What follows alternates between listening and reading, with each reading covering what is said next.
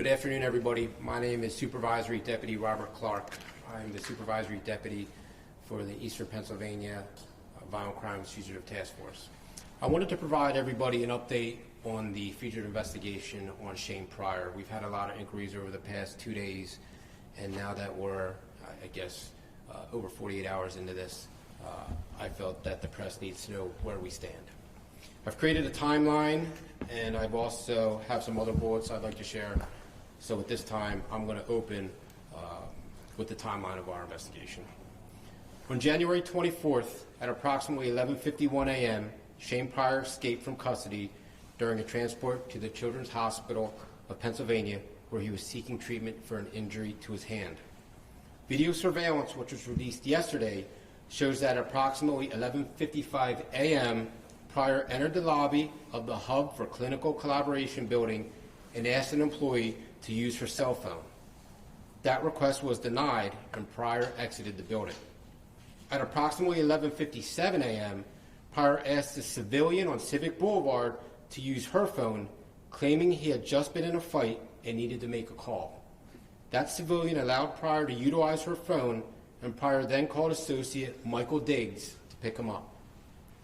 Diggs arrived in the area of 3500 Civic Boulevard at around 12:29 p.m., and Pryor entered a cream-colored Ford Fusion, and that vehicle then left University City.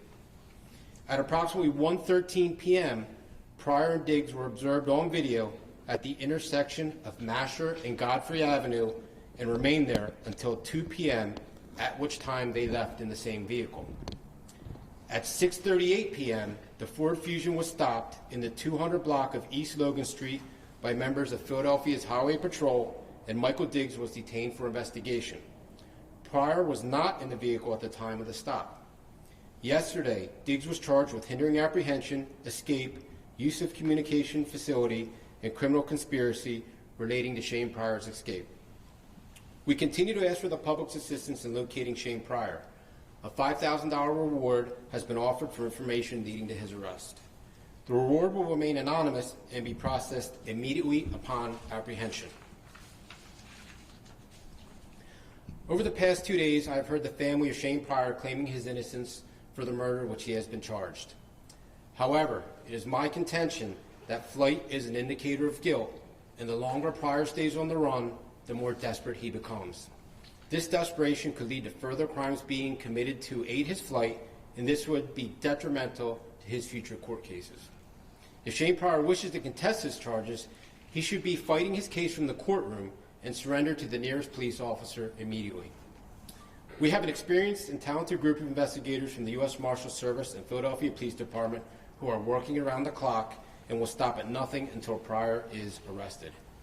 If Pryor believes he can flee Philadelphia, our Marshal Service deputies are prepared to deploy our investigative resources wherever he may be. Shane Pryor has been incarcerated since he was 14 years old. Right now, at the early age of 17, he surely has help furthering his flight. Within 6 hours, our Fugitive Task Force identified and located Michael Diggs, the getaway driver for Shane Pryor, who I stated earlier was charged with multiple felonies. This should demonstrate our resolve and seriousness in prosecuting anyone that is aiding in Pryor's flight. The investigative resources of the Marshal Service, combined with the full commitment of the Philadelphia Police Department, will surely result in the capture of Shane Pryor, which is inevitable.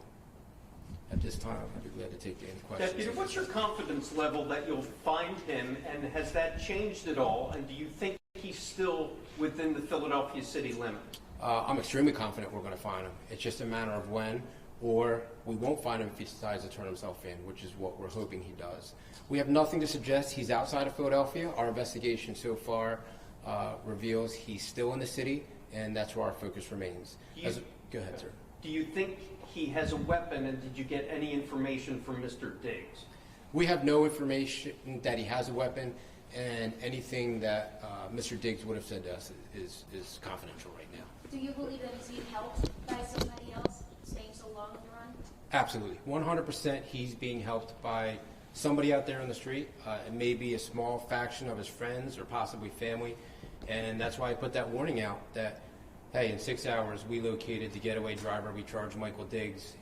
He's upstate road now, and we will continue to prosecute anyone that furthers Shane Pryor's flight. Where do you think he was between that 2 p.m., 6:30-ish timeline where he met up and was picked up by Diggs, and then Diggs was pulled over around 6:30? Where do you guys think he was in that time? We don't know. We're working on it. Historically, we know that Shane Pryor has connections to Mayfair. So he's been stopped in Mayfair. I believe he has some brief criminal history in Mayfair. So the Mayfair section of the city is definitely an interest to us.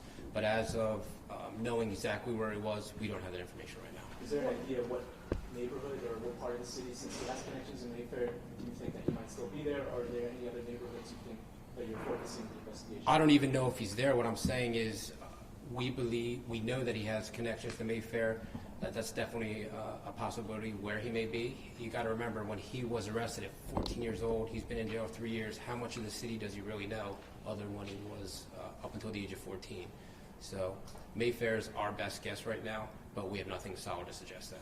Between that time he took a civilian's phone to call Diggs and then Diggs showing up, where was he in that area? We believe he was in and out of the buildings at the in and out of the CHOP buildings.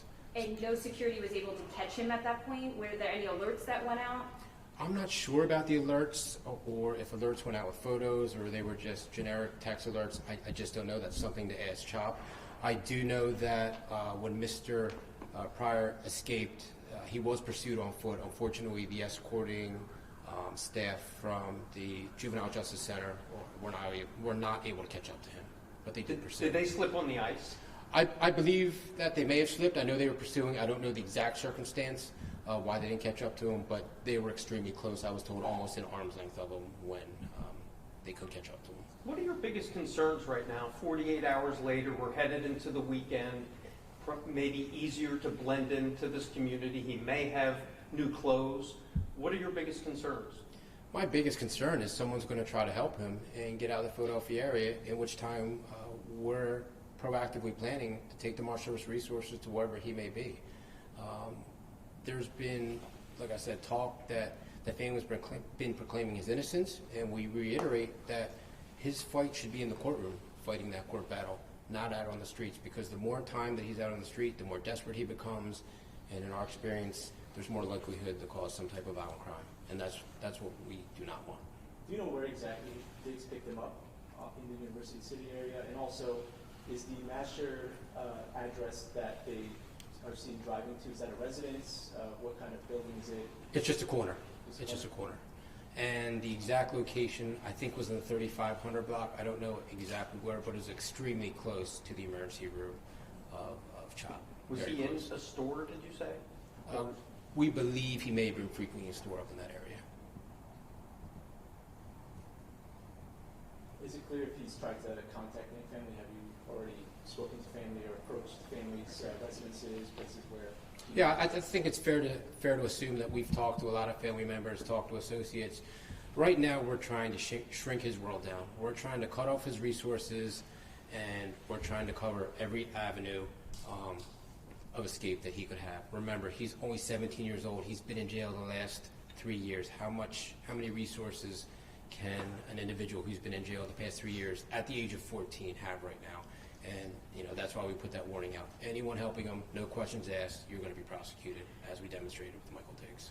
Just to be clear, the last confirmed sighting of Pryor is at Masher and Godfrey around 2 p.m. The 24th. That's correct. Do you have any evidence of him changing his clothes? As of right now, we don't know what clothes he's wearing. We're going to review as much video that we can obtain, and perhaps we can put some images out later. But as of right now, I don't have a clothing description of what he could be wearing. Our best description of 5'6", I think we put out 150, 160 pounds, 5'6", 5'7", 160 pounds. We do believe he has an injured hand. To the extent of that injury, I don't know. He could possibly be wearing white sneakers. Somebody said a navy blue sweatshirt, but that's all speculation. We don't have a solid description to give out to the public at this point.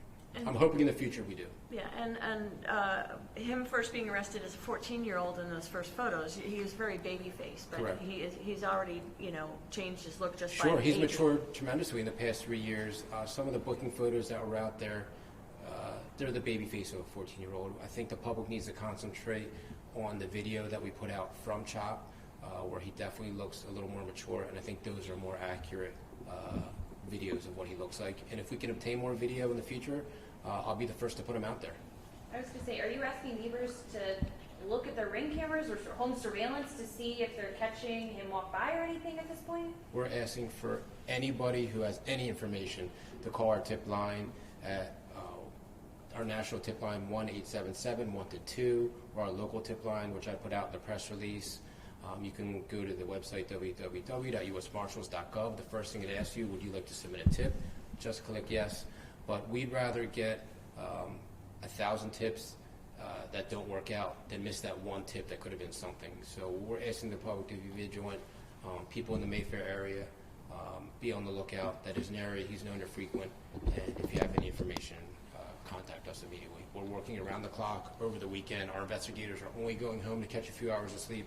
So much like the previous escape from Philadelphia, the Philadelphia prison system for Amin Hurst and Nasir Grant, we're working around the clock on this. And we're prepared for the long haul. If we don't have them here in a couple days, we are proactively planning to use the Marshal Service resources to go wherever he may be, up and down the East Coast, out west, wherever he's going, we're going to pursue. Could you just give a little logistically what kind of resources you do have? Safe to say, is it the search intensifying more? Because the reference point I have is Danilo Cavalcante, and as the days went on, the resources just got bigger and bigger and bigger. Right. Could you just kind of, as a reference, what makes this a little different? So with Danilo Cavalcante, it was different because we had him confined to maybe a 6-mile perimeter in the woods. We needed bodies, boots on the ground to go through the woods. We needed some surveillance resources. Here, we don't have a defined area for Shane Pryor, so it's a matter of investigation, talking to people, getting video surveillance. It's it's a different type of investigation than Cavalcante was. This is more of an urban, where I'd say the Cavalcante was more rural, and we had him contained in a perimeter twice. Here, we don't have a perimeter set. Thank you. Anything else? All right, thank you.